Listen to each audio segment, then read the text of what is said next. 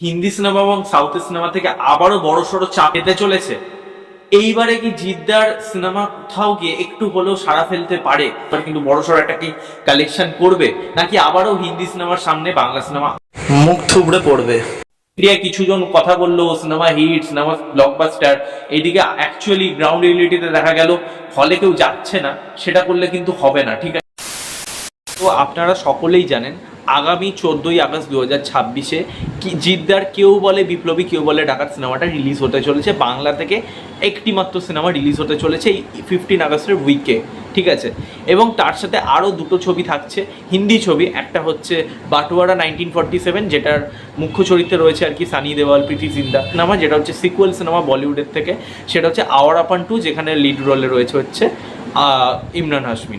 তো লম্বা গ্যাপের পর ইমরান হাশমির সিনেমা কিন্তু আবারও থিয়েটারে রিলিজ হচ্ছে। তো এবার এই যে একটা ক্ল্যাশ, এটা নিয়ে কিন্তু অনেকেই বলছে হ্যাঁ এটা হয়তো আপনারা আগের বছরের সাথে তুলনা যদি করেন, যে মানে আচ্ছা এই ক্ল্যাশ নিয়ে আলোচনা করবো এই ভিডিওতে। বেসিক্যালি কোন সিনেমা এগিয়ে থাকতে পারে এবং কীরকম ব্যবসা করতে পারে, এবং বাংলা সিনেমাটি কি পিছিয়ে থাকবে না এগিয়ে থাকবে, কীরকম ব্যবসা হতে পারে, কতটা কি করতে পারে, সেটার বিষয়ে আলোচনা করবো। দেখো, সবার প্রথম যদি সত্যি কথা বলি, আগের বছরের যে ক্ল্যাশটা ছিল, মানে ওয়ার 2 ভার্সেস কুলি ভার্সেস ধূমকেতু, সেই বড় ক্ল্যাশটা কিন্তু এই বছরে হচ্ছে না। এটা কিন্তু খুব সত্যি কথা। তার কারণ হচ্ছে এই বছরে ওয়ার 2-র মতন কিন্তু বড় ছবি এই উইকে নেই। হ্যাঁ, আপনি বলতেই পারেন যে বাটোয়ারা 1947-এ সানি দেওয়াল রয়েছে, তার একটা কামব্যাক হয়ে গেছে, তাকে নিয়ে এখন চর্চা হয়। থিয়েটারে হয়তো তার অডিয়েন্স এখন তৈরি সিনেমা দেখার জন্য। কিন্তু ব্যাপারটা হচ্ছে যে এই সিনেমাটা কিন্তু কখনোই গাদার 2 বা বর্ডার 2-এর মতন সিনেমা নয়। অর্থাৎ ওই ধরনের কিন্তু মাসালা ফুল অ্যাকশন সিনেমা যেটাকে বলে, যেটা একদম মাস বেল্টে হিউজ কালেকশন করে, সেই রকম সিনেমা কিন্তু এই সিনেমাটা নয়। এই সিনেমাটা কিন্তু অনেকটা সেমি কমার্শিয়াল জোনের মধ্যে পড়ছে, যে মাল্টিপ্লেক্স ওরিয়েন্টেড একটা সিনেমাই বলা যেতে পারে। তো সেখানে দাঁড়িয়ে 2 টায়ার থিয়েটারে যে হেভি ব্যবসা করবে বা বিশাল যে অ্যান্টিসিপেশন রয়েছে এই ছবিটা নিয়ে, তা বুকমাই শো গেলেই দেখতে পারবেন। সেখানে কিন্তু ইন্টারেস্টেড রেট কিন্তু খুব একটা কিন্তু বেশি নেই বাটোয়ারা 1947-এর জন্য। এবার যদি হিন্দি সিনেমা, আরও একটা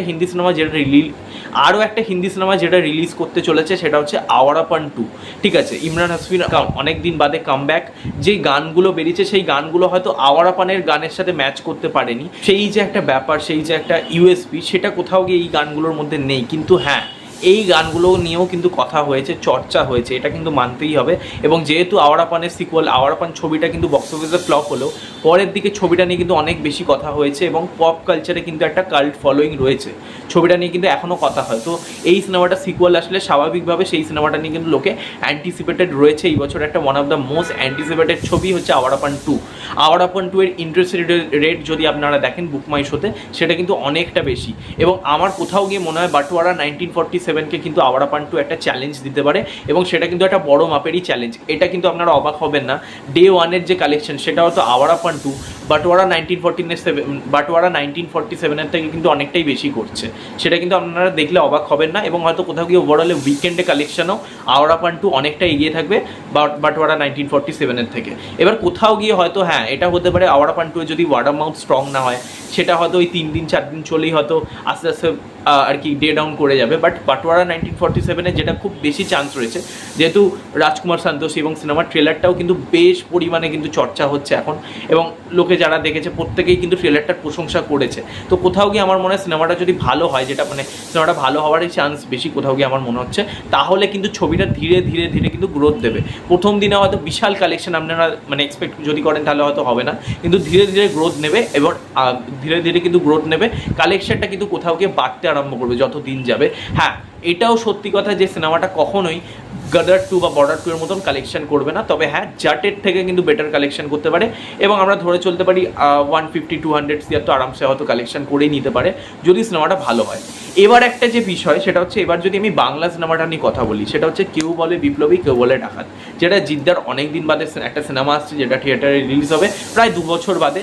সিনেমাটা নিয়ে অ্যান্টিসিপেশন রয়েছে ফ্যান্সদের মধ্যে, এবং দর্শক মহলেও কিন্তু একটা সাড়া ফেলেছে জবে থেকে। মানে কালকের ট্রেলার এসেছে, ট্রেলারের রেসপন্স বেশ ভালো, ট্রেলারে ভিউজও বেশ ভালো পেয়েছে, এবং লোকে কিন্তু কথা বলছে। হ্যাঁ, হয়তো আপনারা এক্সপেক্ট করবেন না যে ধূমকেতুর মতন বা দেবদার যেরকম সিনেমা আসলে একটা বিশাল পরিমাণে হাইপ, বিশাল পরিমাণে আর কি লোকে চর্চা করে, আমি কোনো কম্প্যারিজন করছি না, ঠিক আছে, সিনেমার হয়তো কোয়ালিটি খুবই ভালো হলো, কিন্তু আমি বলছি যে হাইপটা সেটা হয়তো দেবদার সিনেমার অনুযায়ী নেই। কিন্তু হ্যাঁ, এটাও ভুললে চলবে না যে জিদ্দার যে অন্যান্য সিনেমা, অর্থাৎ যদি বুমেরাঙের কথা বলি, মানুষের কথা বলি, তার থেকে কিন্তু এই সিনেমাটার যথেষ্ট কিন্তু হাইপ রয়েছে, ঠিক আছে। বিশেষ করে ট্রেলারটা বার হওয়ার পর থেকে আমি দেখছি সোশ্যাল মিডিয়ায় কিন্তু একটা চর্চা হচ্ছে সিনেমাটা নিয়ে। এবার সিনেমাটা যদি দর্শকরা যায়, সত্যি যদি ফুটফলস হয়, তাহলে তো খুব ভালো ব্যাপার, কারণ শুধুমাত্র সোশ্যাল মিডিয়া কথা বলছে এবং দর্শক সিনেমা হলে গিয়ে সিনেমা দেখছি না, সেটা করলে তো হবে না, বাংলা সিনেমাটা দেখতে হবে। তাহলে গিয়ে কোথাও গিয়ে যেই সিনেমাটা আর কি ডিজার্ভ করে, আমার মনে হয় সিনেমাটা ভালো হওয়ার চান্সই সবচেয়ে বেশি, কারণ ট্রেলার দেখে মনে হচ্ছে সিনেমাটা ভালোই হবে, ঠিক আছে, এমন কিছু খারাপ সিনেমা হবে না, ঠিক আছে, একটা ভালো সিনেমাই হবে। তো ওয়ার্ড অফ মাউথ যদি জেনারেট হয় না ধীরে ধীরে,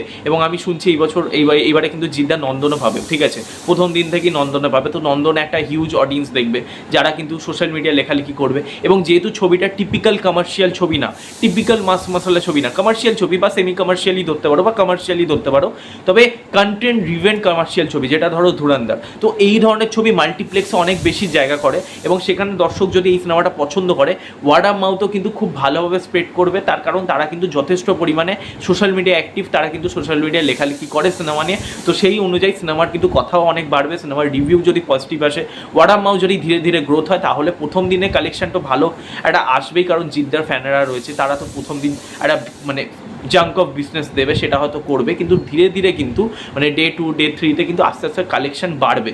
বিশেষ করে 15 আগস্টের কালেকশন কিন্তু সবচেয়ে বেশি হবে আমার মনে হয়, কেউ বলে বিপ্লবী, কেউ বলে ডাকাত। এখানে একটা ব্যাপার আছে, আওয়ারা পান 2 এর সাথে সিনেমাটা কোথাও গিয়ে একটু বড় সড়ো ক্ল্যাশে যাবে, বাট বাটোয়ারা নিয়ে আমার মনে হয় খুব একটা কোনো সমস্যা হবে না। আওয়ারা পান 2 এর যেহেতু একটা খুব একটা মানে কমার্শিয়াল সিনেমা, সেখানে একটা অডিয়েন্স আছে, মাস অডিয়েন্স আছে, জিতেরও একটা মাস অডিয়েন্স আছে, তো আমার মনে হয় সেখানে গিয়ে একটু হয়তো কোথাও গিয়ে একটু টাসেল হতে পারে, বাট হ্যাঁ, সেটাও খুব বড় লেভেলে হবে না। যদি আজকে জিতের চেঙ্গিস বা রাবণ আসতো, সেই লেভেলে হয়তো হবে না, ঠিক আছে, হ্যাঁ হবে একটা, কিন্তু ক্ল্যাশ কিন্তু দেখা যাবে।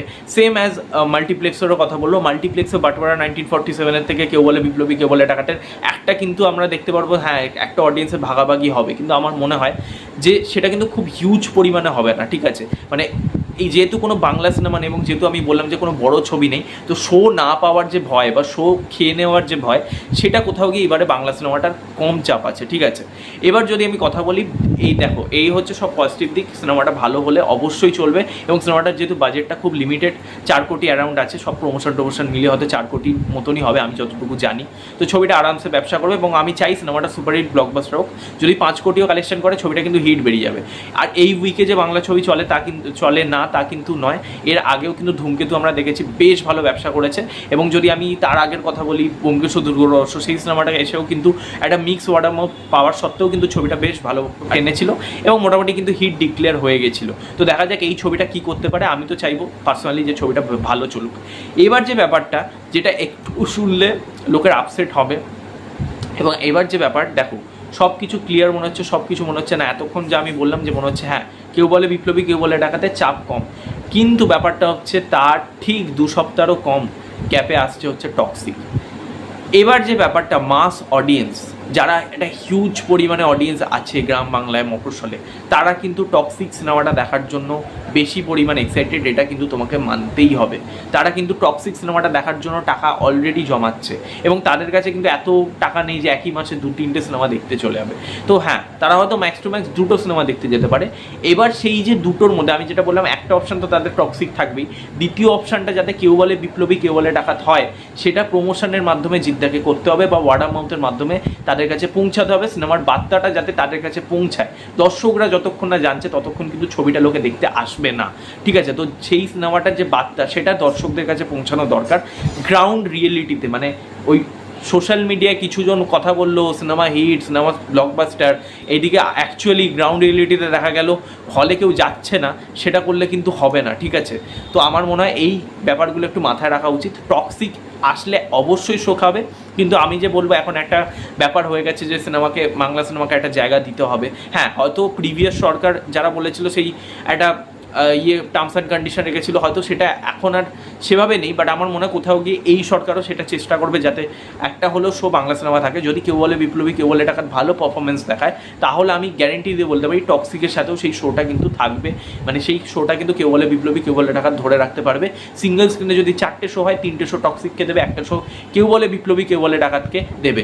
এবার সব কিছুই নির্ভর করছে সিনেমাটা কীভাবে লেখা হয়েছে, সিনেমাটা কীভাবে প্রেজেন্ট করছে, দর্শকের পালসের সাথে সিনেমাটা যাচ্ছে কিনা, দর্শকরা পছন্দ করছে কিনা, সম্পূর্ণ এটা নির্ভর করছে এটার ওপর।